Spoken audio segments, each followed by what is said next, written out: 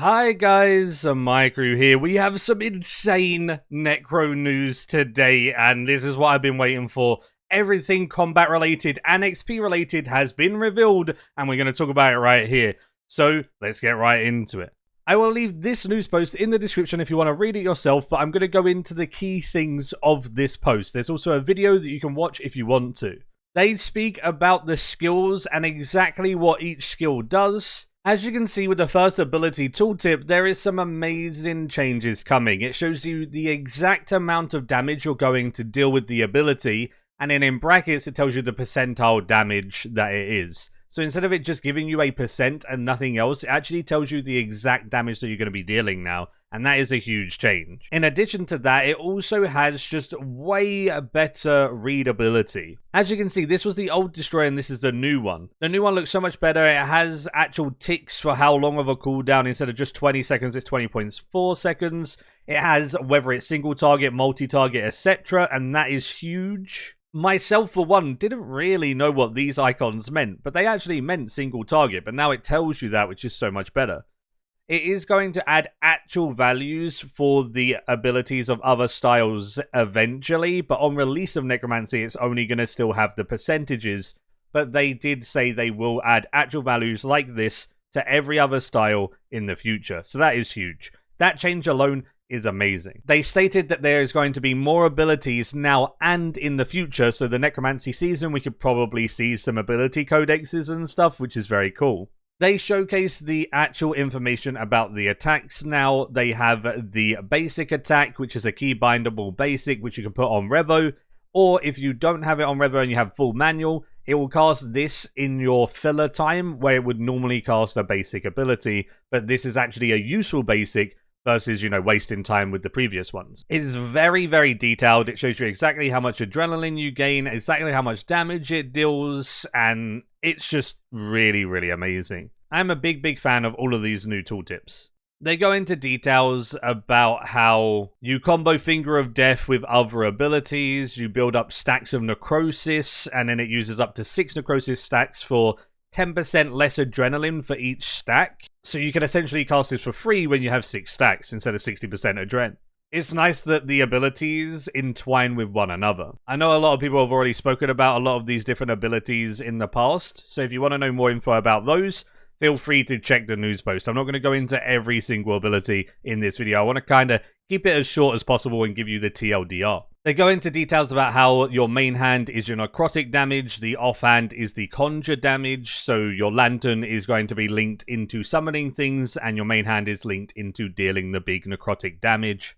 They do show the incantations, which are essentially the spells of Necromancy, so it's like the magic spell book, the stuff that aren't actual abilities.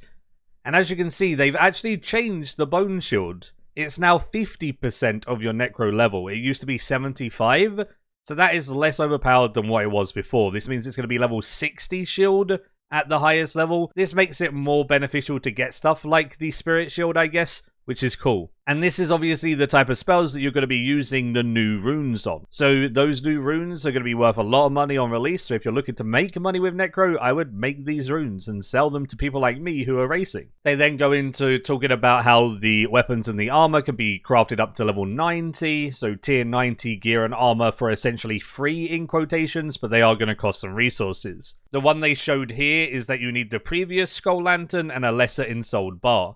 So obviously that's why they had in the news post that you needed a bunch of different bars, because I'm guessing the bars and such are used for the weapons, and then the armor is the type of cloth that they were talking about with the subjugation, for example, and then before that they had Mystic, so all of that is probably going to be used for the armor. They state from level 70 you can make a choice. You can stay with tank gear or focus on alternative power armor. So most people probably are going to pick the tier 70 and higher power armor, but the tank armor might have a set effect that makes it worth choosing as well for certain players. And they also go into talking about how the tier 95s come from the first Necromancer, both gear and weapons. We already knew that. In the news post they speak about Test Your White, which is a story and a quest that, leads into killing this boss on screen, Mr. Hermod. He's going to be like the mid-tier boss, similar to a God Wars boss, they said, so he should be a very easy boss to kill, and it's repeatable to farm some loot and stuff. But if you want the challenge, you go to the first Necromancer, who gives that tier 95 reward. They speak about the talent trees and such here as well, and they go into detail about how it all works. Essentially, the TLDR of the talent tree is you use rituals to give souls to the well. That will give you these tiers, 1, 2, 3, 4, 5, 6, and 7. You need a certain amount of souls for each tier, so you're going to have to come back and do rituals at every level. Milestone of 10, 20, 30, whatever. And then after that, you then do combat to get the actual points that you then pinpoint into the specific places that you want to go. And they said by the time you're 120, you'll have every single thing unlocked, but you choose your path at the start and then slowly fill it all in. So that's going to be a bit key to efficiently leveling, which will be pretty cool. Now this is the juicy part of the patch, and something that I'm actually so excited for. It was one of the things that I wanted them to do, and they actually came out and done it. They said they have rebalanced the whole of the experience from combat. They have made it more balanced per monster instead of just one monster that is really low HP giving you a stupid amount of XP that's the meta.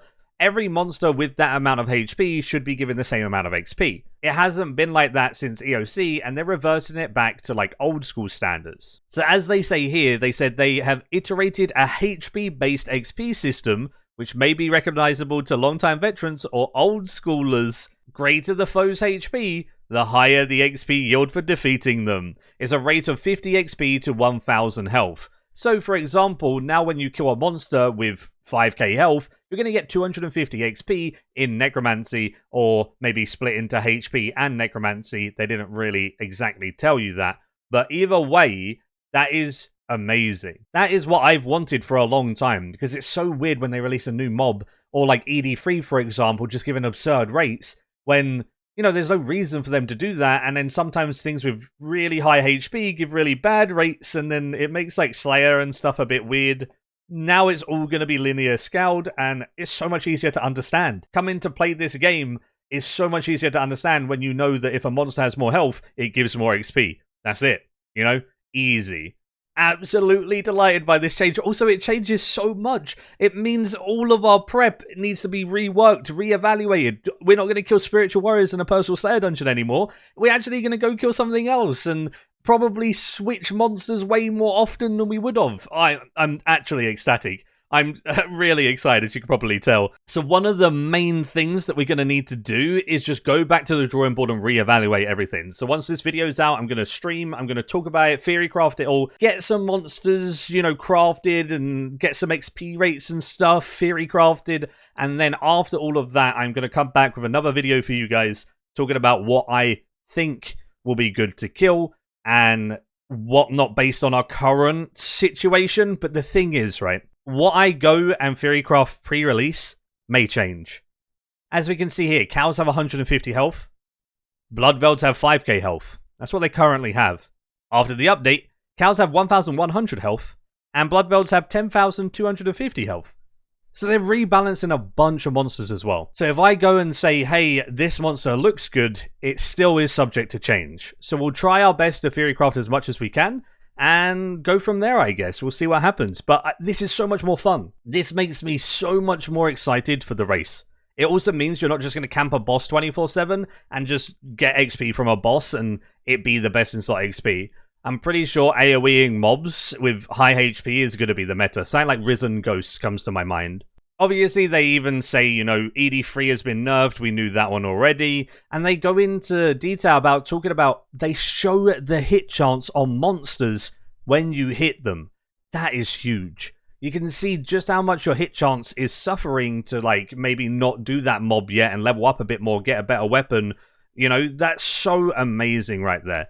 I'm very excited for this update as well. They also go into detail here about, what we spoke about just now with the new auto attack, automatically firing. If you don't like it automatically firing, you can turn it off. For example, if you're a big full manual player and you want to always just press your keys and have it use what you want and only what you want, you can turn it off so it doesn't auto fire, which is really nice. But for a more casual player or a Revo user, you just leave it on. It will also help getting into full manual, because there's times when you're learning full manual and you accidentally don't really press any buttons, or you're thinking and your brain's lagging to what button to press. So then there's a moment where you're literally just standing there doing nothing. Having this autocasting at least makes you do a basic, which is better than nothing, while you're thinking about what your next move is going to be. Or no wasted ability, essentially, which is amazing. So if you're looking to learn full manual, or even just Revo basics and, cast all your thresholds and stuff yourself, this is an amazing addition. Very, very happy with that. Another thing they speak about in the news post is that critical strike damage scales with your level. So they show 20, 30, 40, 50. You deal in more and more critical strike damage, so crit gets more important as you level up. Meaning, I wouldn't use a Grimoire at low level, but Grimoire at high level is looking pretty good. So I think that's a pretty nice balance as well. It says it scales all the way up to 1.75 times, so you're dealing 75% additional damage with the maximum unlock, which is probably, 99 or 120, and that makes sense, that's cool. They also stated that if the player base likes these critical strike damage changes, it'll be added to other combat styles. And I think it would be good to have a, understanding of critical strike damage and actually knowing how much extra damage or crits and stuff do. I think this would be good on other combat styles. Feel free to let me know if you think differently, though. Okay, more juicy information. Necromancy Experience Embargo. As always, new skill comes out. You can't gain, bonus XP, treasure hunter rewards and stuff in a new skill for 6 months. They go into what XP is not allowed and maybe some stuff that is allowed.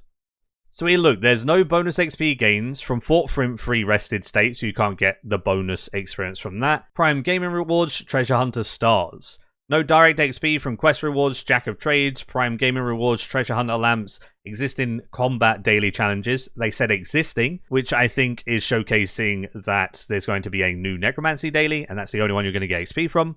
Then you have Tears of Guthic's minigame, does not give it as well. So all of the reward XP that we expected, same as Archaeology. There's no XP boosting items like Premier Club Artifact 10% and Wisdom Aura, stuff like that, right? All of the auras and everything, Pulse scores, Syndicores, all of that is toggled off. Miscellaneous stuff, they said there is no double XP bonus, no Refer a Friend bonus, Demon Slayer or Ghost Hunter outfit. We were, debating, if the Ghost Hunter outfit is a 10% XP buff, then that would be even more overpowered to kill ghosts, but they've said that we don't get anything from that. You can still use the Salve Amulet against ghosts though, so they're still going to be a good monster to kill. And you can't use the Scepter of Enchantment, the 2% slam, that type of stuff. And Scrimshaws of Sacrifice have been confirmed not to work, so I should probably log on to RuneScape and sell the 100 that I had in my tab. Whoops. I wanted to protect my back, What if they did turn around and say, hey, it is used, so it was worth it. So then they go on to talking about items that will function with Necro because they can be directly earned. You can't directly earn, bonus XP unless you buy it. So this can all be farmed in-game. Inspire or Relic Power for the 2%, XP from the Archaeology Relic could be useful. I don't know how good the Archaeology Relic will be, but it might be slotted in there. I could probably see it. Toadstool Incense 6 for a 2% XP boost. Clan Avatar for 6% XP boost. A big God Book, which is really interesting. Every time you click the catalyst, you get a little XP buff for 1 minute. So, maybe that would be good at the low levels where the book's not going to do much else, or high levels where the book is less impactful. I'm not sure. That would be something to test. And I also said Wise. We already knew about Wise from a live stream, but yeah, that's insane. They didn't allow any of this with Archaeology except for the Archaeology Relic, so these are new to us. So definitely make sure you get your Toadstool Incense sticks if you're caring about maximum XP. Make sure your Clan Avatar's 6% before it goes live, and yeah, you're good to go. I'm super excited. This is so cool. I'm going to go now, Theorycraft, and test a bunch of different mobs and see what's going to be good in terms of XP, unless they change the HP of everything. But I don't see them changing the HP of absolutely everything, so I'll come back to you with another video talking about how I've now fully prepared for Necro with all of the info being given to us. Obviously, I did have my How I Prepared for Necro video. I'll leave that in the description as well if you want to check it out, but some things will change, like the usual tease now. Do give the video a like if you did enjoy it. Subscribe if you're new for loads of future content all related to RuneScape and Necromancy. Have a lovely day, morning, evening, wherever it is for you. If you made it this far into the video, you're a legend as always. And until next time, see ya.